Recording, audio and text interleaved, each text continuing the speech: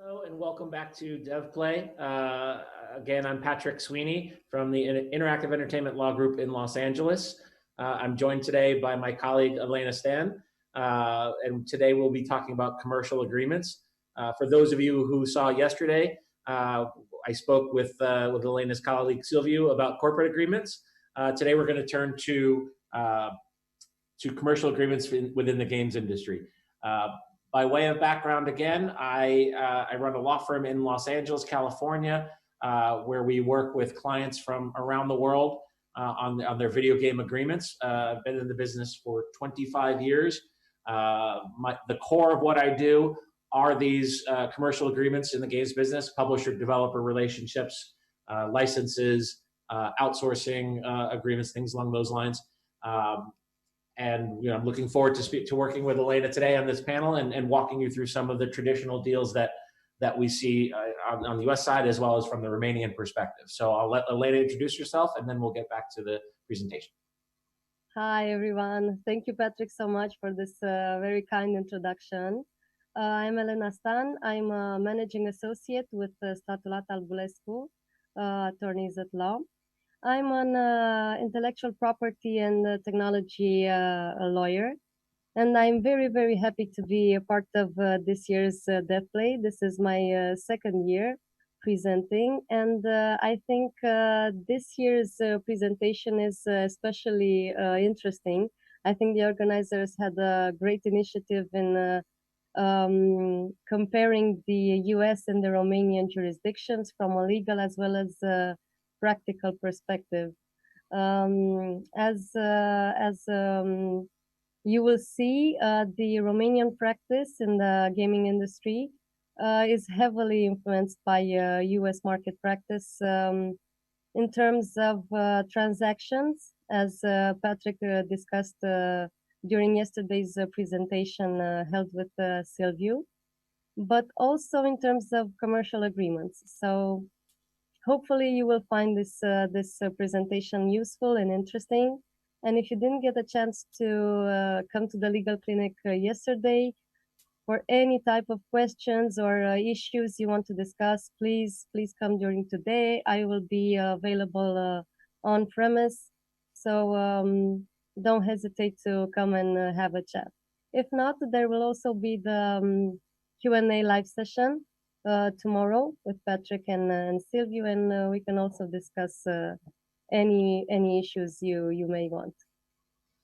Great, thank you. I'm going to start by talking a little bit about some of the representative transactions we've done.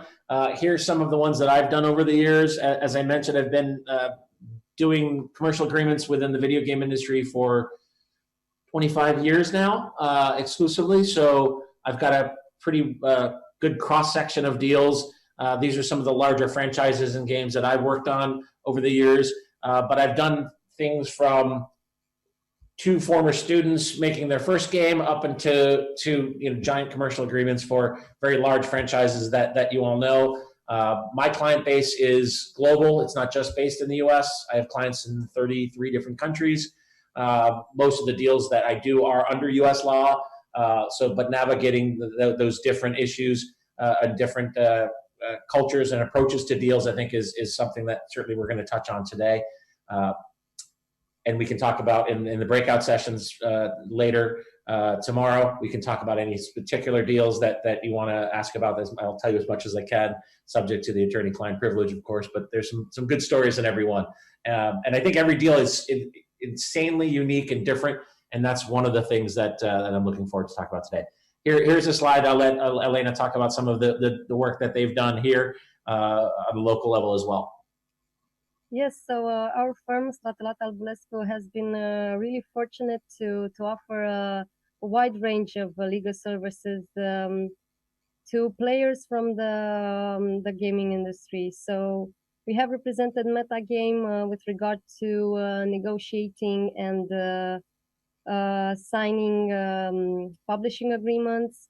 We also have represented Ubisoft in relation to employment, data privacy, IP matters, and we have represented the Wizards of Coast and Magic, who have organized the Magic the Gathering, the gaming tournament. And also we were fortunate to be a part of the Machinations transaction this year.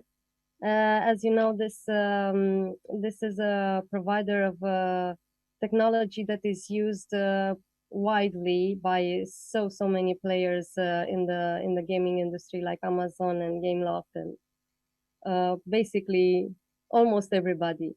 So it's quite interesting to see how diverse and complex the gaming industry is, how many players it attracts. So from hardware providers, software providers, creative types, software developers, designers, and all sorts of innovating people, as well as content creators who are participating in gaming tournaments. So also so active in the transaction market. So it's quite a dynamic field, and we are quite passionate about these projects we have been part of.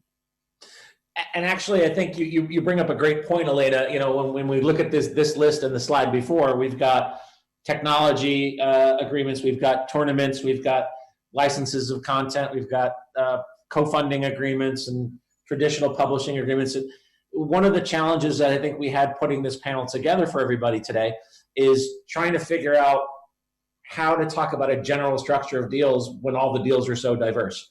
So we feel like the core issues that we're going to explore today apply to every deal, but every deal is so extremely unique.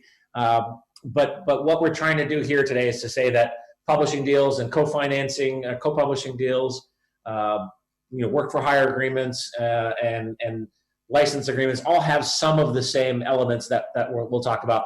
But again, it's really important to talk to your attorneys and your advisors, whoever they may be, about the particulars of your deal, because every reality is different. Amazon and Ubisoft are going to have different sensibilities than, for example, CD Projekt or Marvel or Minecraft and Microsoft and everybody involved. So every deal is different, but a lot of these same pillars, I think, you're going to see that's present.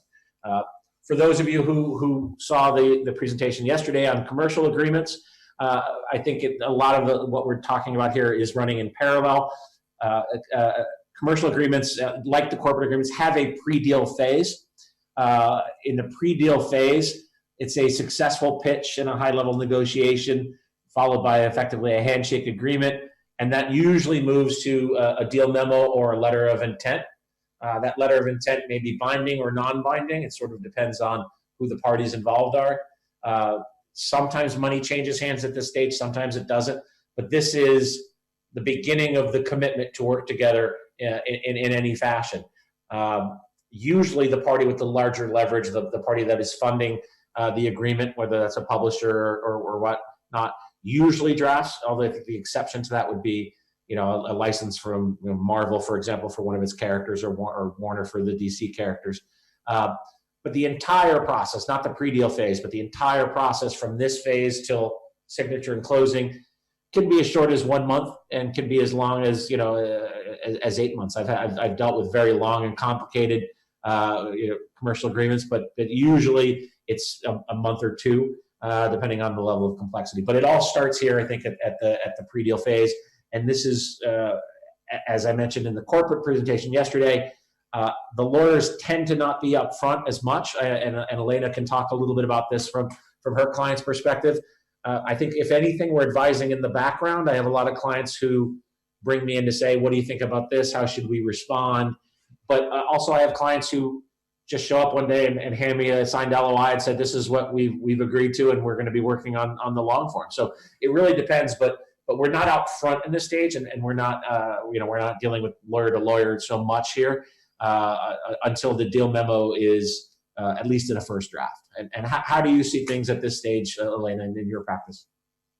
Yes, well, this is quite similar in Romania as well, because at this stage, lawyers are usually just involved punctually for a specific type of issue, or not involved at all. We also have clients who come and say, look, this is the letter of intent I signed, or this is the head of terms that was delivered by the publisher, and I signed it yesterday. So how do we proceed? Right. Well, sometimes it's not a bad thing that that lawyers are not as heavily involved, because delays do sometimes occur if terms are overly negotiated. So in terms of efficiency, maybe it's not the worst thing ever, but you should send a letter of intent to your lawyer just to have a quick look. The pitch section is more of a technical and marketing aspect that is not handled by lawyers in any way. But the general terms are important for the entire relationship, so you should be careful and carefully read it before signing. Yeah, and another aspect that I'd like to add on to that as well, we may be in the background on the deal memo or the LOI stage, or even pre-deal memo or LOI stage. One of the things we're looking at is not just the four corners of this document, but also how it relates to other commercial agreements that you've entered into. For example, in a prior publishing deal, you may have agreed to not compete, with that publisher for your next project, or you may have agreed to present that next project, or they may have a right to match the right here that you're negotiating on the new deal. So understanding that interaction between the publishing partner and you here, but also your other partners from other deals, and understanding that big picture is an area that I think we operate on as lawyers that are immersed in this space.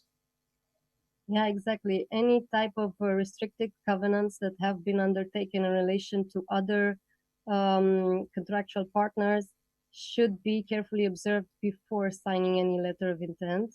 And also, it should be emphasized that some aspects of the agreement, for example, non-compete obligations, have to be very carefully interpreted depending on actual definitions from the agreement. So competitive projects might not be subject to the definition itself. So maybe reskinning, maybe some sort of I don't know, integrating your own IP should be analyzed before signing any type of deal memo. Absolutely.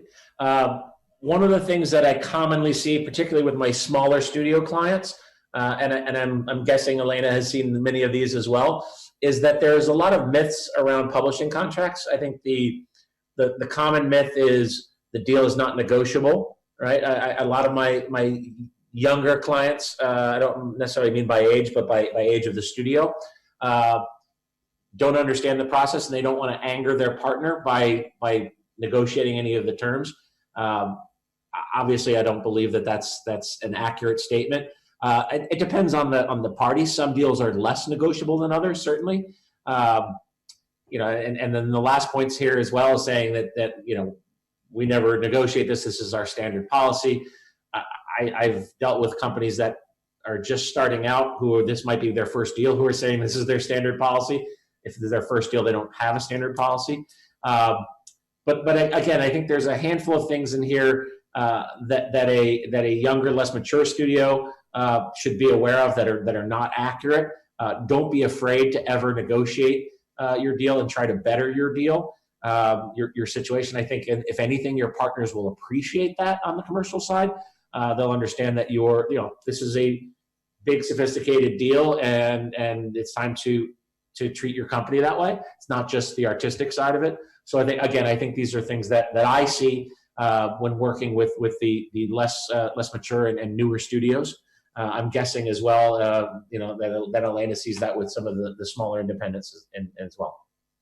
Yes, this is an interesting aspect you brought up, because people tend to think that lawyers can help you with legal stuff. Well, this is a great example on how lawyers could help by giving you advice on the business side. So when you say the deal is not negotiable, this is actually a negotiation strategy. This is not a real term that is imposed by the publisher. So maybe consult your lawyer on the business side as well, in addition to any legal review of documents or anything like this.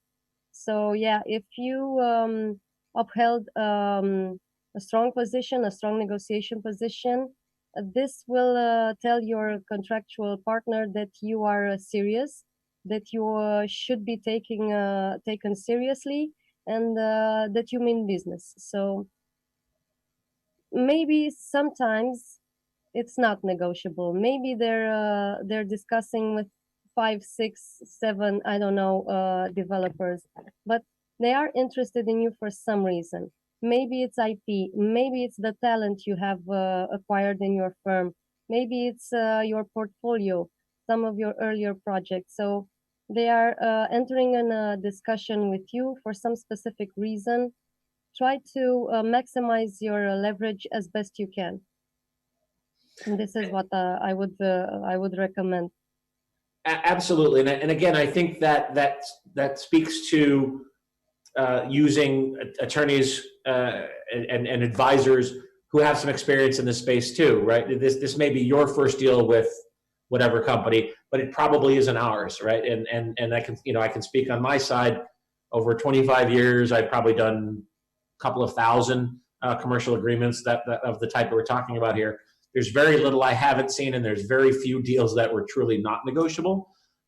There's some that are not very negotiable, but also knowing when to say we've pushed as far as we can.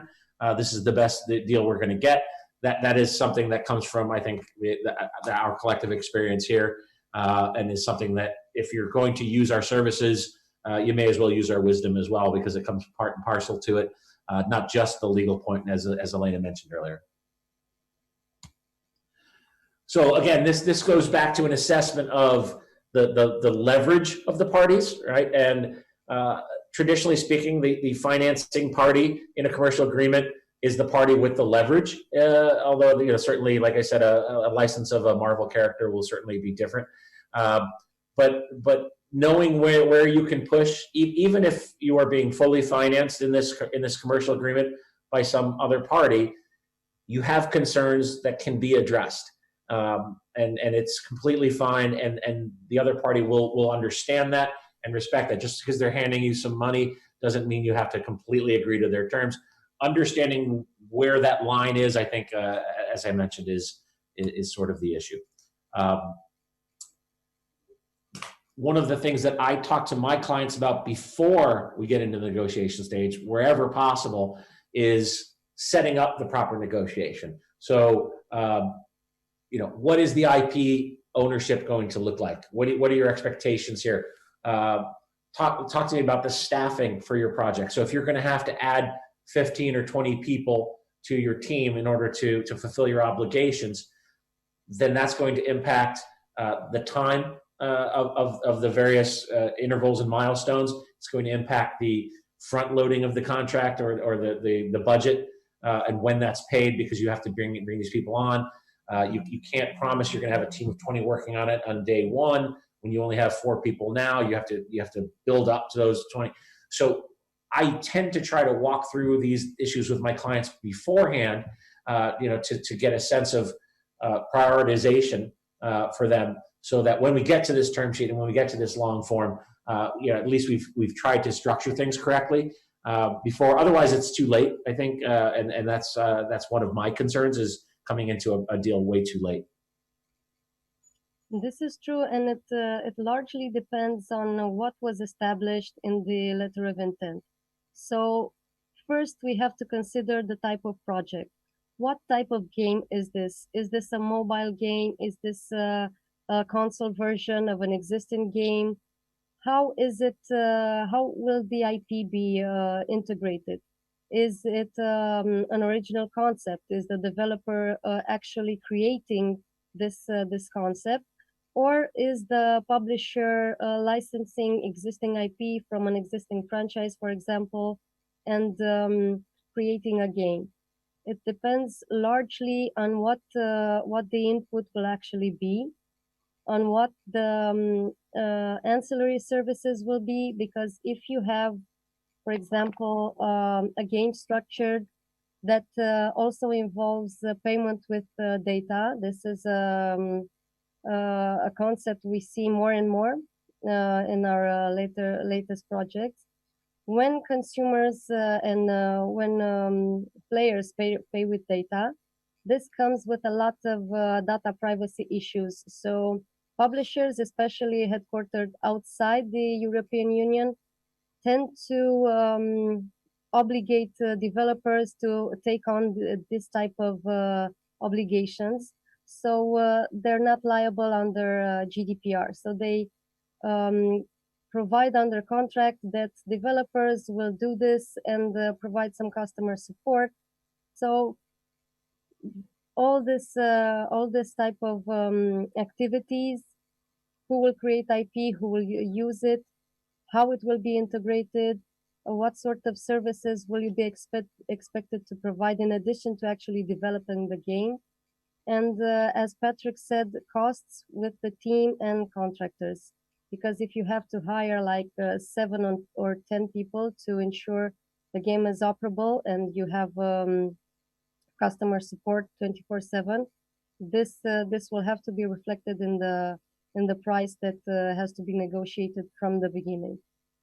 Yeah, and the price and the timing of the price and the way that payment is broken up as well. But same thing here. My point that says what else and what's next.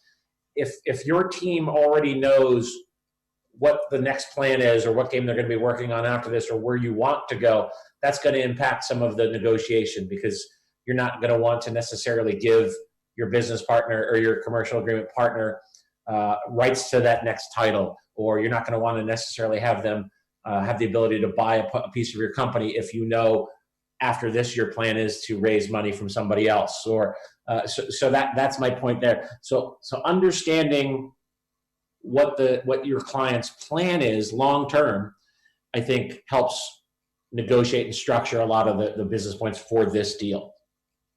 Yes, and defining concepts. For example, I think a lot of discussion will occur in the future with regard to integrating metaverse features into video games, and also creating NFTs in games and using them outside games, but also converting existing NFTs into skins and avatars for gamers. So a lot of issues to be considered and defined and taking into account from the beginning, just to have the best leverage and the best negotiation position from the start.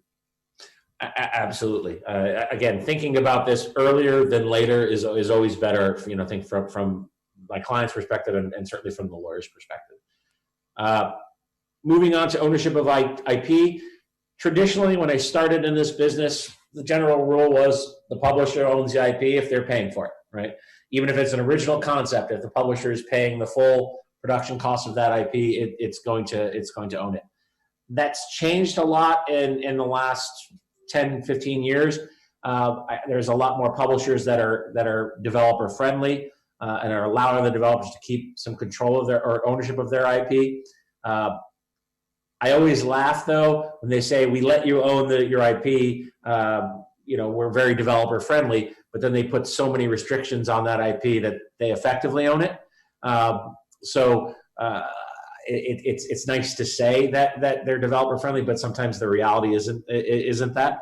But at the end of the day, this is an evaluation of leverage. This is an evaluation of how much is being funded, where this concept originated, as Elena talked about in the prior slide, and trying to figure out who really should own the IP. Again, if this is a collaboration, of course, there's going to be some gray areas where there's middle ground.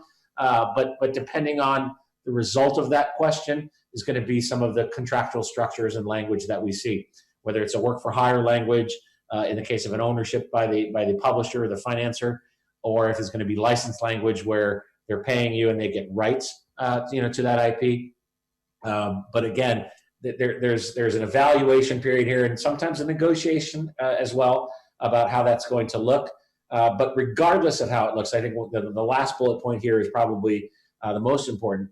what I always ask my clients is, even if you don't own the IP overall, are there component parts of it that you expect to retain ownership of, whether it's a tool or a technology that's being used to build it? Because otherwise, if you build a great engine as part of the game and they own everything, well, you've given away your engine and you can't use it for your next project. So figuring out what is meant to be handed over and what is meant to be retained is part of the issue, I think, here that requires some questions from your lawyers to you and some evaluation on your side. Even if you expect it to be a work for hire. And many of my clients say, no, I don't have any. This is a pure outsourcing deal and a work for hire. We're just putting bodies on it. And that's fine, but we still have to think it through. If you've developed some sort of tool that you expect to use independently on the next title, we need to make sure that the contract reflects your continued ownership of it. I think this is a great example. The engine or any sort of technology you as a developer end up developing during the project, but not specifically for this game or this type of title that you are developing for this publisher. So definitely you should collaborate in terms of explaining technical matters to your lawyer, so we can actually draft the agreement so it's in your favor. So existing IP is also an issue that you should take into account, because most likely you will embed some of your existing code, some of your software that you have already developed for other projects or for whatever reason. You will embed this in this project, and you must not assign it to the publisher. You will be most likely forced to grant a license for this use, but terms of licensing can also be negotiated. For example, you can license it for a limited amount of time, and sub-licensing conditions can be, I don't know, limited at least in time. So even in terms of ownership of IP, when you have a original concept, when you have created the characters, the storyline, the plot, this should be a bit more emphasized. You have more leverage if it's your own idea. And nowadays you have a lot of options to finance yourself. For example, crowdfunding platforms or private investors. You can either co-finance the project with a publisher or try to obtain financing on your own. So maybe you should focus more on what you create, what you have already created, and what should be your own asset for the future. Yeah, and in addition to this, right, understanding what's given over and what's retained, although it's not in the same traditional sense, IP, and I don't really want to get into it right now, is information about your customer and your user, right? What is shared? What do you retain? Who retains that customer? And that obviously touches on privacy issues as well. But again, it's the same idea of what am I giving you and providing to you as the publisher or as the financier, and what am I retaining? And that's part of the questions that we ask, and that's part of the questions that I think sometimes our clients don't necessarily know at first either. Yeah, they don't know how to address it, and I don't think it's fully understood that sometimes auxiliary services should be governed by a different agreement altogether, not just priced differently, but actually governed by a separate services agreement in addition to the existing commercial agreement. Absolutely. Moving on now to the milestone delivery and approval process. So again, this is an area that we spend a lot of time dealing with negotiating and some of the language issues. As I'm sure most of you know, your publisher, your financing partner in a commercial agreement generally doesn't just hand you the full budget at once. They do it on a milestone basis where you provide bills or checkpoints that are evaluated and assessed, and for everyone that's approved, you're paid in part, and then rejected, obviously, you're not paid. So that process is something that we spend a lot of time dealing with. mostly on the approval standard, I think is key. Many publishers traditionally would say we are going to reject a milestone completely at our own discretion. So you may never get paid because they may never approve a milestone if they don't like where it's going stylistically.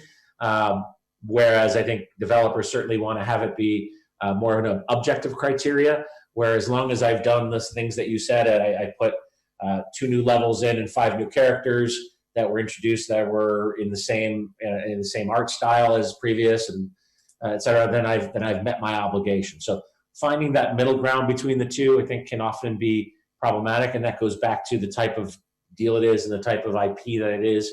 To see if you're able to get that. Moving some money from the front to the back of the agreement or vice versa is a bit of a negotiation back and forth. Obviously, from one perspective, you want to front load it as much as possible so you can hire the staff, make the changes, do the things that you need to do. And then obviously a publisher is going to try to mitigate their risk by putting more of the money in the back if possible. So finding that middle ground between the actual needs and the production buffer that is negotiated in there is something that occurs usually at this stage.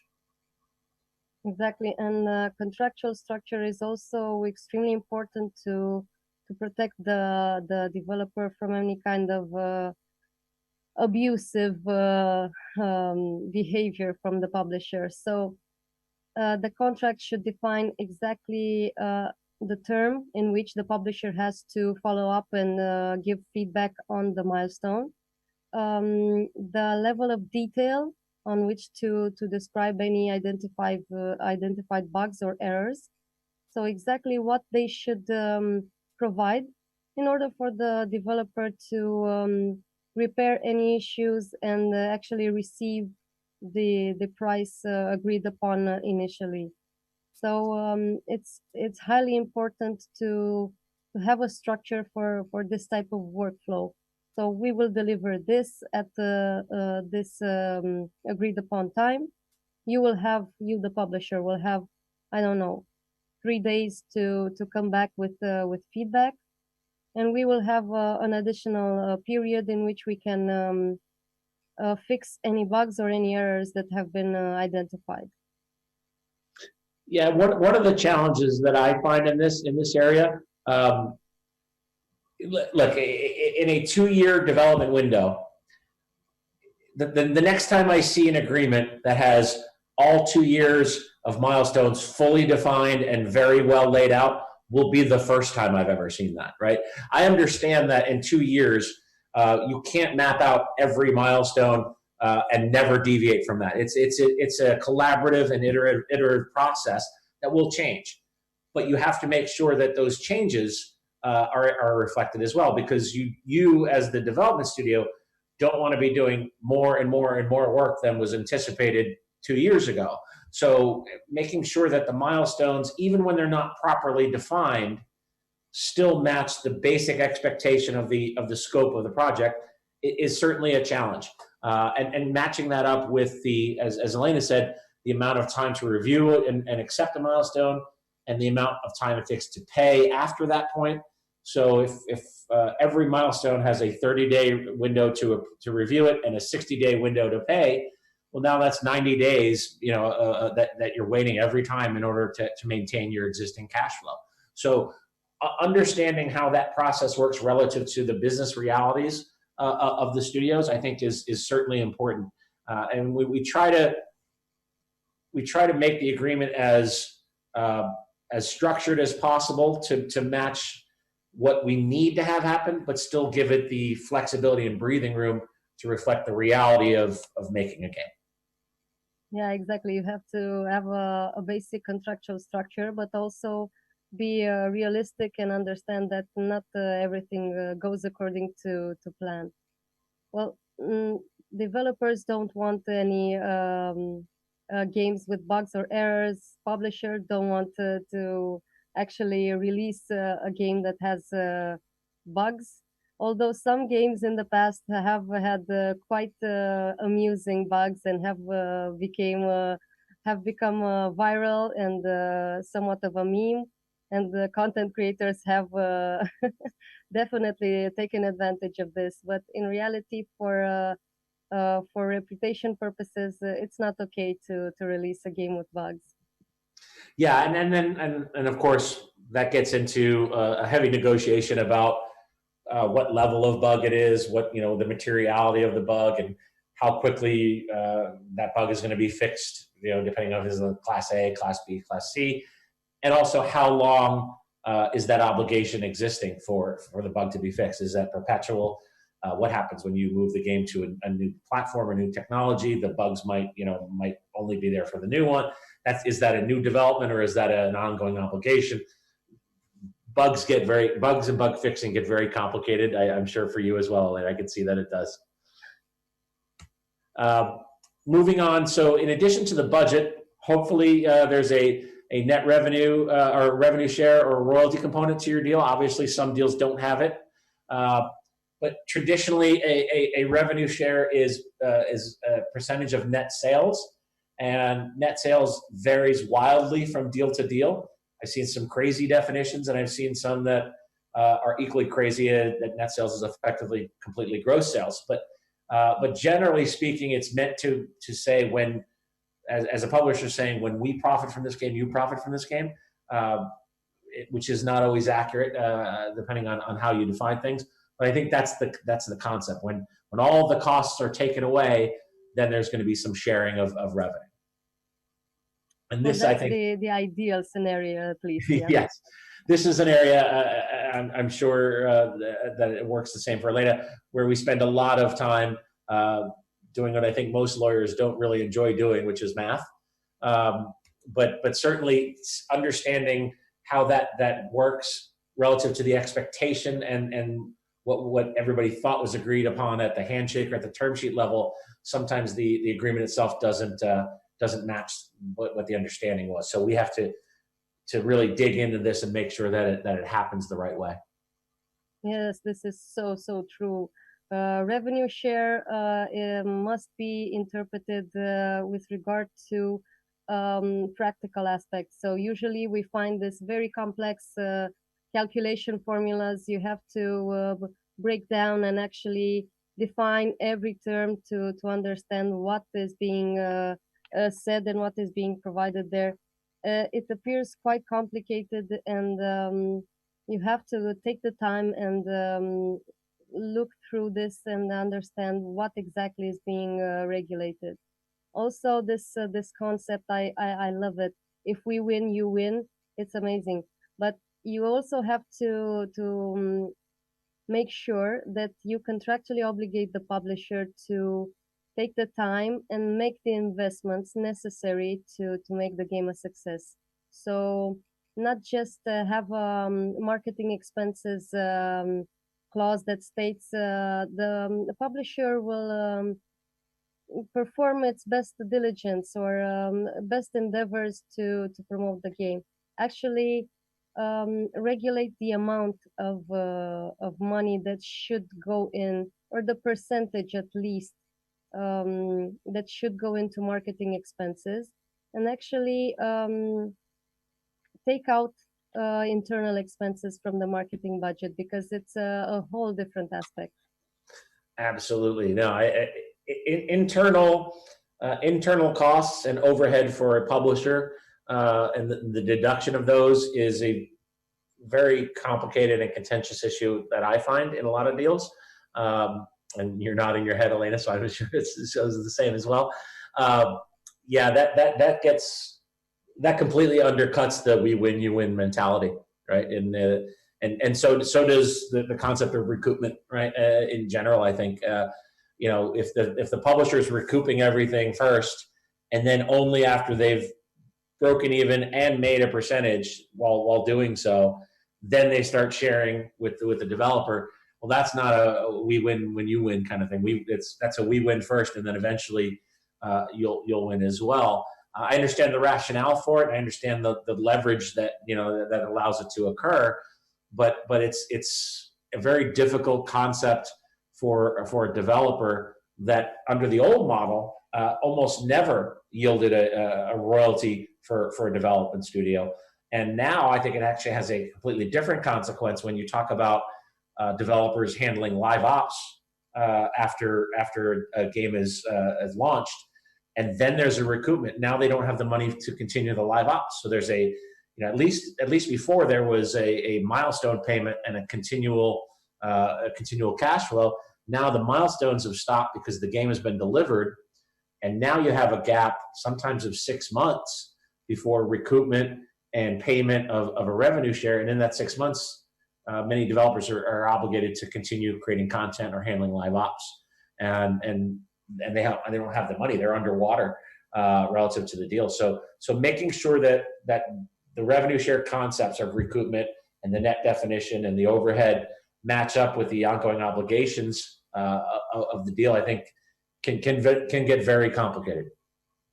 Yes, and it's quite difficult for game developers to tackle this type of notions, because they're creative types, and they're built so differently than those people who understand the financial terms and how revenue is calculated and when you will actually receive payment. And 6 months in terms of business could effectively kill the business, depending on factual situations, of course, but it's quite a dangerous business model. This is why handling live ops should be under a different agreement, or at least a different chapter of the commercial agreement signed with the publisher. So it's clear for everyone that there are additional services that need to be paid accordingly. Yeah, we could probably do an entire panel on live ops and how it should be built into your agreements. And maybe next year, who knows? Yeah, maybe next year. One of the ways I've seen done successfully is to build in ongoing milestones, that post-launch milestones for live ops. So at least there's a cash flow component during the recoupment phase, and that works well, provided that the publisher can scale up or down a little bit, and it gets complicated there too. But I think the point here is the revenue share calculation and how it's paid and when it's paid can really be an important component of a deal that I feel like doesn't get thought out enough. Yeah, it's overlooked most of the times. I agree. Yeah. Let's move on and talk a little bit about termination. The tendency, again, when we talked about the myths earlier on and developers not wanting to rock the boat, so to speak, and talk about negotiating too hard, many developer clients that I've worked with over the years don't want to talk about termination scenarios. And I think that that's unfortunate, because many deals get terminated for whatever reason, unfortunately. And there's a lot of different ways it can happen. And unfortunately, one of the things as lawyers we have to do is think about the worst case scenario in every deal. And I feel like that sometimes gives us a bit of a pessimistic view on things. Not all deals end with termination, but you have to think about the possibility that it will. I've had clients who had their deals terminated on Christmas Eve, and they didn't see it coming. But if you just have to understand that this is a necessary element of the agreement that we're going to have to negotiate. Because if you negotiate it poorly or you ignore it, it could be the end of your studio. So there's two basic scenarios: termination for breach and termination for convenience. And the publisher has the ability in most cases to turn around and walk away from the project with no questions asked. You didn't do anything wrong. They just don't like the way it's going. The game isn't fun. They're starting to run out of money. The market is shifting to a different type of game. Whatever. The publisher can terminate for convenience. Usually that involves some payment, effectively a severance payment, to say, it's not your fault, we're walking away, but we're walking away, so we're going to give you a little extra money so that you can survive to find another project. How that looks in reality is heavily negotiated, in my experience. It used to be that the publisher would just simply pay up to the date of termination, and then the next month or 2 months or the next milestone. Every situation is different. It doesn't always work that way. On the flip side, the developer never has that ability to contractually turn around and walk away, which it makes sense logically. And moving up the slide here, I started at the bottom. Termination for breach. Either side can terminate if the other one is not doing their job, right? And developer has an extensive job of performance and delivery and creation. The publisher generally has one job, which is review and improve the milestones and pay. So if one party is not doing their job, then the other party should be able to walk away from a deal. And the different time periods, criteria for these things, notice periods, opportunity to fix that, I think is an area where I guarantee you Elena spends a lot of time working on these deals, and I know I do. Definitely, yeah. So all your notes are applicable with regard to Romanian practice and legislation. I would like to mention though that termination for convenience is preferable to termination for breach. So for a developer, it's better for the publisher to terminate for convenience than actually him trying to find a breach of contract and actually obtain penalties from the developer. And as Patrick mentioned, the publisher will sometimes terminate the agreement because the market shifted. For example, a competitor just released a very similar game, so the project does not make sense anymore for the publisher. So it's not anybody's fault, and it should be regulated what the termination cost will be. So how much the developer will be paid. It's usually, I don't know, the next few milestones, maximum 3, probably. But it's definitely better than being found in breach of contract and having to pay some penalties to the publisher. And indeed, the developer has the option to terminate for breach of contract, but usually the U.S. Legislation applies. Therefore, U.S. courts are competent for this type of litigation.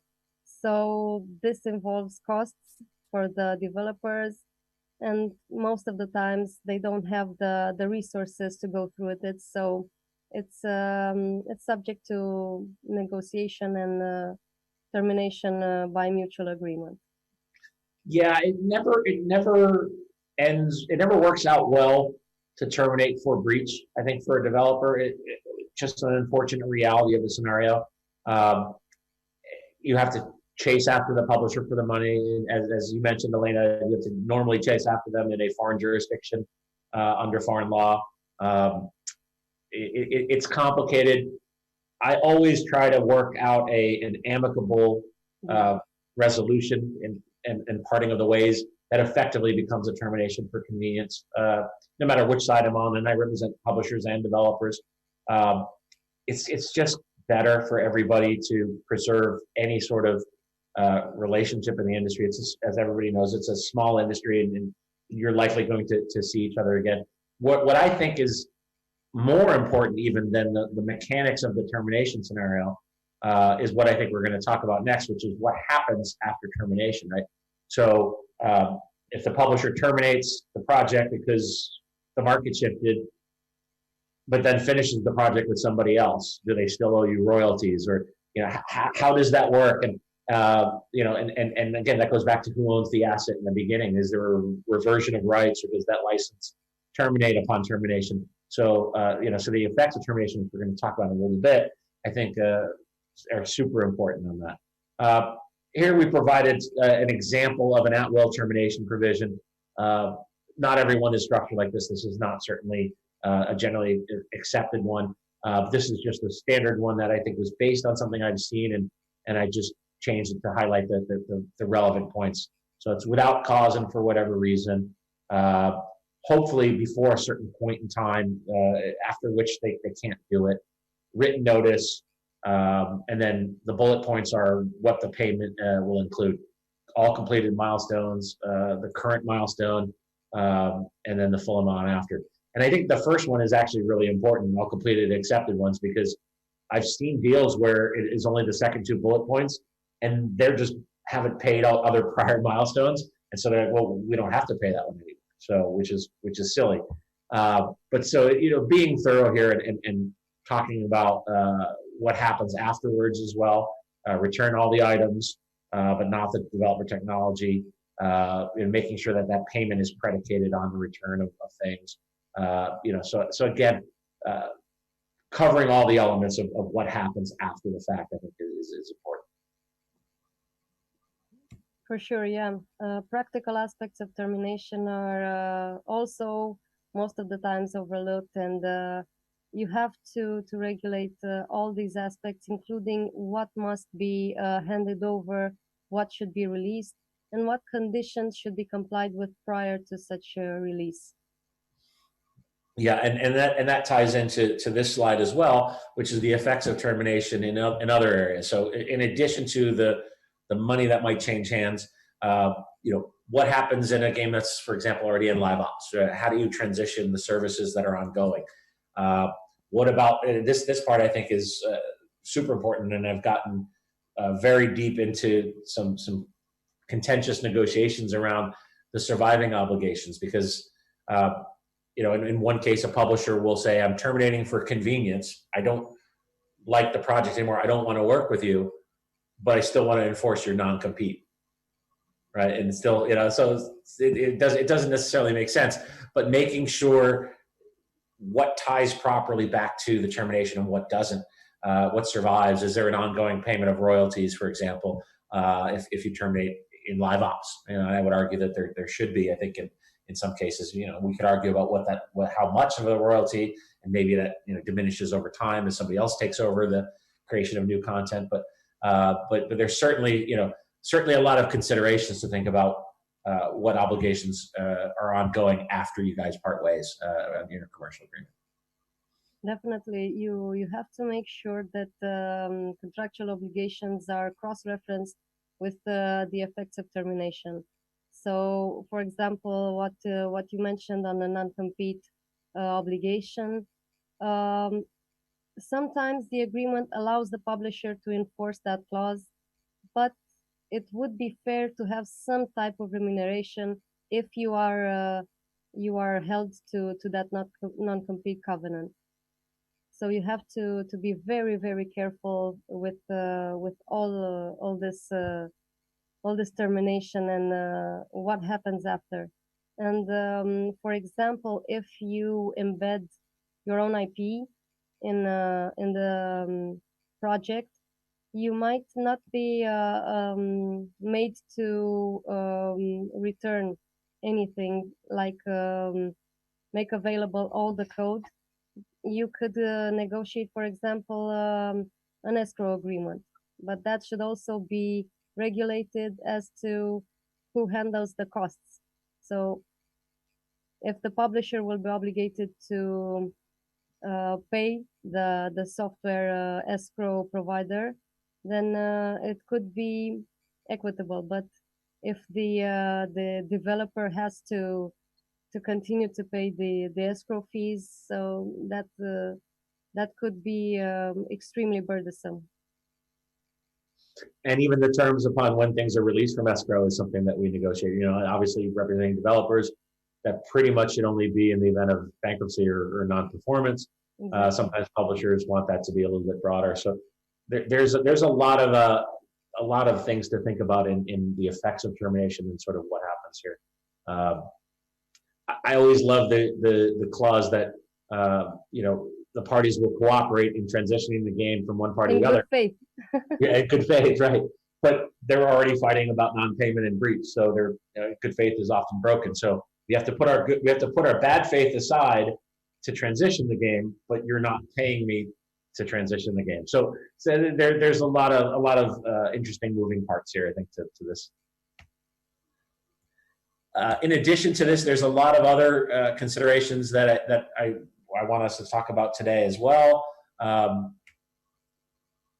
survival, I think we've already talked about relative to that, so we can sort of strike that. But sequel rights, what happens to the next project you're working on, whether it's in this franchise or in general.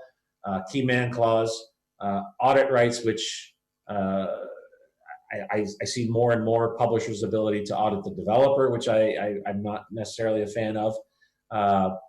Cross-collateralization, that's more of a calculation method, and non-compete. And we'll talk a little bit about most of these as well, and the right to buy. Sequel rights, again, this doesn't necessarily only apply to a sequel to the game. It can apply to a next project. Obviously, publishers want to make sure, in most cases, that if you do good work for them, they're going to see your next project and have an opportunity to work with you again on that. The issue there, I think, is from a business perspective, if there is a next project, that means this was a good relationship for the most part. And I think logically they would probably talk to each other again. Making it contractual and how that looks, whether it's a first negotiation or a matching right, can get very, very tricky. And again, going back to whether that survives, I've seen deals where the publisher kills the contract and says that we don't want to work together anymore, but you still have to show us your next game and your next opportunity forever. Even if they pass every time, you still have to keep showing it. Not only is that prohibitive to your ongoing business, that's one of those clauses that I spoke with your colleague Sylvia yesterday about on the corporate side. That's an issue that's going to come up in due diligence that will need to get cleaned up if somebody's going to buy your company. Why would they buy your company if every project has to be offered to another party? So I've seen that recently. I've seen that this year, unfortunately. So these clauses are heavily negotiated, I think, on the first and the last and how they interact with each other. Here's some examples of some language that, again, it's not every bit of language looks this way, but certainly it offers the general idea. And Elena, what do you see in this area from the development studio side that you represent? So, for example, this type of clause it benefits the publisher in two ways. The publisher either has the right to view the offer or has the right to match the offer. The problem with the right to match is that you rarely have a way to exit this relationship, even if you wish to do so. Even if you want to collaborate with a different publisher, maybe you like their marketing strategies better, maybe you want to align your image to theirs, and as opposed to your existing publisher. And you also have to be careful if your publisher refuses the right to match, so they're not interested in making an offer. You have to have this written in order to comply with the terms of a new letter of intent, which we discussed at the beginning of the presentation. So also make sure if you have contractual relationships with the publisher's subsidiaries, sometimes this happens. You should make sure that their right of matching offer is also on file. So if you're under multiple contracts and you have multiple obligations of this sort, make sure you have written down that they're not interested, so you can proceed with your new deal. We have seen this, for example, like last month, I think. They had one of our clients had the notification from the publisher that they're not interested in making a matching offer, but they were also under contract with some of their publisher subsidiaries, and they considered that the one notification covered all, and it did not. So it blocked their deal because the publisher changed its mind and used the subsidiaries to go back on the deal. So every contractual relationship is important and should be considered in order to proceed with any new deals. One of the things I think I always try to introduce, and I think obviously it depends on the situation, how it's received. If a publisher passes on a title, whether it's via a first or a last, they shouldn't then have the right to see the next title after that, because theoretically the developer will have moved on and working with somebody else who might have those rights. But if this isn't thought through, they could theoretically, the publisher, every time they pass on something, you still have to keep going back to them for the next one, and at some point it shouldn't happen anymore. And so again, the devil is in the details, as they say. So I think, making sure that these clauses are properly structured could be important. Hopefully it never comes up, because you work so well with that party, they're always your publisher, but it doesn't necessarily always work that way. Yeah, that's the dream scenario. We hope all developers are living that dream. And they would be out of a job if everything was like that, right? Keyman provisions are also something that we spend a good amount of time on. Basically, the key personnel on the development studio side need to remain on the project or be replaced by somebody comparable or somebody that the publisher approves of. The details of this one as well. How deep is the list of key men or women? Usually, obviously, you want it to be as small as possible on the development side. The level of visibility and approval for the publisher to look at the replacement. You don't want it to be a situation where if one of your key people leaves, you're completely in breach of the project. It's not meant to be job insurance for your core member of the team, but it's meant to make sure, from a publisher side, that the right people are still on the project. And the other area that I see a lot of negotiation here is what percentage of time that person works on the project versus looking at prototyping new things or just even their general administrative role. I always hate to see this person will be 100% fully dedicated to working on this one project. Well, does that mean they can't ever sit around and do a game jam, right? That puts you in breach of the agreement. Just if they sign somebody else's expense report or things like that, technically they're not working on this project. So crafting this one to allow the publisher to have the comfort they want about who's working on the game, and the developers' flexibility to allow their staff to do some other things here and there is the balance that I think we have to deal with. And here's some sample language that may or may not, yours may or may not look like this at all. Well, actually, usually publishing agreements have key personnel listed in an annex, and changing that list is heavily regulated under agreements. So the publisher has to approve of any change, and the no poaching clause is quite heavily negotiated, because as a developer you do not want to lose your best people. And as development projects usually take at least 1 to 2 years, they get your employees, so key employees, get to know the publisher quite well. So you have to have in place this type of clause so you avoid losing your people. And also sometimes losing key personnel could be cause for termination as well. We've seen this not actually enforced, but long discussions until the key personnel has been replaced. Audit rights, again, generally speaking, if there is a royalty provision in the agreement, the developer should have the right to audit the publisher's books to verify that the amount that they're receiving is proper, that the deductions were not overly aggressive, or things along those lines. So I highly recommend that. I've seen deals where the publisher promises to pay a percentage but doesn't give them the audit right, which I think just doesn't make sense logically. And as I mentioned earlier, I see a lot more commonly a publisher's ability to audit the developer, which I don't think makes sense, but I understand the concept. So we spend some time here negotiating what that audit looks like. I have one client who I used to work with who I love this concept. As a developer, generally speaking, they're afraid to tell a publisher, we're going to audit you, because they think it makes them think they don't trust them.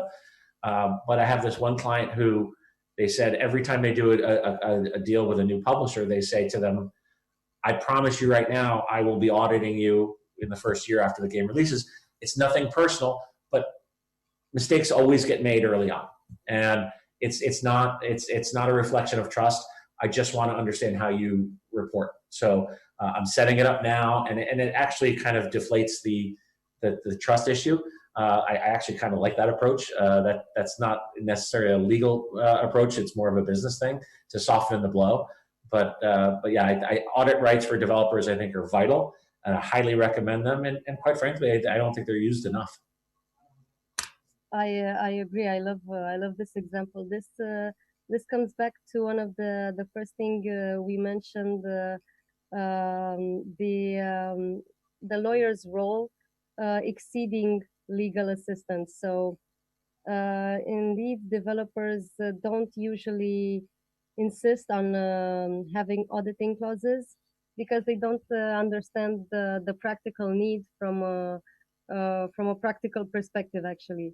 So publishers come back with I don't know, quarterly report on income, and this is your revenue share. So that's it.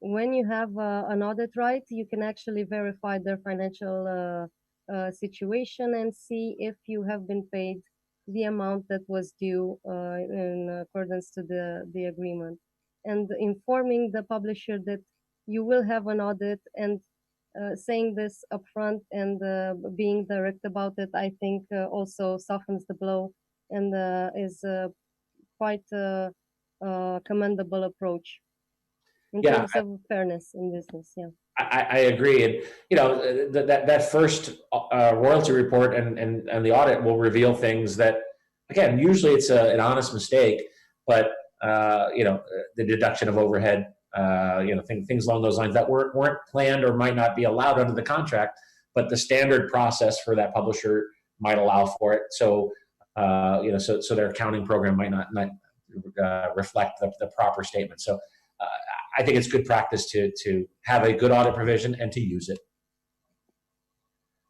Non-compete windows, these can be complicated. Certainly with ownership of IP or ownership of retained technology, the developer often will be asked to agree not to make a competitive game for a certain period. First, the threshold question is also, what's a competitive game? So I've seen that defined generally. I've seen it defined very specifically that there won't be a superhero-based flying game where the main character has a cape, right? Okay, so I've seen it to that level, which is fun. And I've seen specific IPs called out, right? I can probably say this and not violate confidentiality, but LucasArts used to say that if you're doing a Star Wars game, you could not do a similar science fiction game based on Battlestar Galactica or Star Trek, right? They would call out specific IPs and say, you're not going to make a competitive science fiction game in these, for these IPs for a period of time. And then the other issue that often I'm negotiating and I deal with actually very recently as well is shall not develop, release, or announce. So for the word develop in there, I think can be very important. So for 12 months, you can't even work on this game versus you can't just release it. You can work on it and release it done 12 months in a day. That can be very problematic in a 2-year development, right? So you can't even start it. That effectively lengthens the window. I understand the value from a publisher to have this provision in there, and I actually think it's legitimate. But having it in there too broad and too aggressive, I think probably goes beyond what the concern is, and so therefore we spend a bit of time on this on my side, and I'm guessing you do as well, Elena. Yes, definitely. And as you mentioned, terminology is so important. So the difference between developing and releasing is crucial, because you can spend 1 year, 2 years developing, and you just postpone the release date, but you're not in breach of the non-compete clause, as opposed to you cannot develop. So that actually messes up your plans completely. Also, perhaps the best way to go about a non-compete clause is the middle ground, like define it but not overly specific. Give some examples of third-party IP, like you mentioned, Battlestar Galactica and Star Wars, but not overly define the non-compete clause, because it defeats its purpose. So sometimes publishers do impose these types of clauses that are very restrictive, and they're not really useful to them, or at least not as useful as they think they are. So, and they, as you mentioned before, it's a small world, and usually you come across the same players, and the reputation is important. So you don't want to become known as the most aggressive publisher, so developers will avoid working with you. You have to have some degree of flexibility, but this also comes back to what leverage you have and what you can actually negotiate in terms of restricted covenants, including non-compete. And I think you have to be careful here as well, because in this clause in particular, just the use of the word and versus or can be very, very impactful. So, for example, if the non-compete says you will not make an RPG, you not make a game that has the same RPG genre and the same art style. Okay, now it's narrow. Or same RPG or same art style. Now you've broadened the non-compete, right? So understanding how that looks and having that conversation that we talked about earlier, which is understanding where your client is planning to go in the next few years anyway. Maybe the non-compete doesn't matter because they're going to pivot back to mobile games or whatever. But having that understanding of what your client's going to planning to work on next will help you decide how hard you want to fight here. And maybe it doesn't matter, and maybe it matters a lot. Yeah, it depends on the factual case, but it it also depends on what type of relationship you have with your lawyer. So being open and disclosing future plans is extremely important in terms of negotiating existing agreements. Yeah, no, absolutely. And then I think the last slide I think we have is about the boilerplate and sort of the back end provisions that I think goes back to the earlier myth. Everybody says, oh, these don't matter, or they're not negotiable, or I'm not going to spend time on it. Unfortunately, we spend a lot of time on it as lawyers. So, first and foremost here, and Elena, you and I talked about it in preparation for this panel, is the insurance provision. And in the United States, most publishers require their development partners to obtain business insurance and errors and omission insurance to a certain level, usually millions of dollars, usually that at least matches the budget of the project that they're working on, sometimes more. And in the US, it's more commonly seen, and developers are able to obtain it. But it's very difficult in different regions to obtain that insurance at an affordable price or at all. And I know, Elena, I'd like you to speak a little bit about that issue, because I know that's been a problem with some of my non-US clients. Yes, it's quite difficult for Romanian companies to obtain this type of insurance, because Romanian insurance companies don't offer coverage for IP ownership, or, for example, cyberware attacks, for ransomware attacks. It's quite difficult to sign an agreement and undertaking. You will have a policy for $5 million or this type of amount, and usually publishers do impose quite heavy insurance policies. But although Romanian companies are not actually fully aware of the options they have, there are options. You can't have an insurance with Romanian insurance, this is true, but there are European insurance companies that offer coverage for Romanian companies. So do talk to your lawyer about this and explore existing options, because you can be covered. And also, all reps and warranties, indemnification, confidentiality clauses, all types of restrictive clauses should be reflected in your agreements with your own employees and your contractors. So try to have this type of symmetry. Whatever is imposed to you, imposed to your own employees and third parties. And for employees, it's extremely important to have trainings on practical aspects, so they understand exactly what is allowed and what is not. Because sometimes theoretical contractual provisions are hard to understand for software developers and for designers and creative types. Yeah, and some of the boilerplate points here that I find are of particular importance. Insurance, as you mentioned, credit and press release. I find that one to be very valuable for, especially for the small developer. You know, a lot of times, especially if they don't have a revenue share, they want to have some benefit of working on this project with a publisher, and being able to say that they did it, it helps them obtain their next project. So being included on a press release can be valuable, or being able to put it on your own website that you worked on this. For recruiting purposes, it's extremely valuable.